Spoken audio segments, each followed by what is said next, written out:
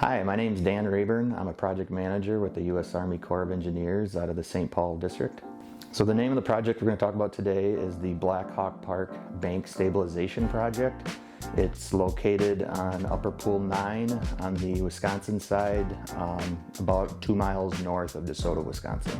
There was a lot of the shoreline within Blackhawk Park that was eroding, and a lot of the shoreline had some cultural sensitivity, and the purpose for this project was to place riprap to do one of two things: protect those cultural sensitive areas and then also armor the bank from any future erosion.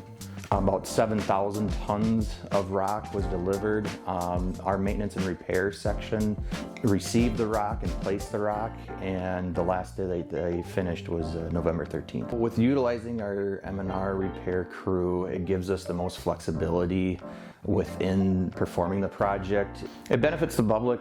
A lot of the shoreline that received rock, there was camping spots immediately adjacent to the shoreline. So this rock will prevent any erosion that could potentially, reduce the overall camping spots within the park.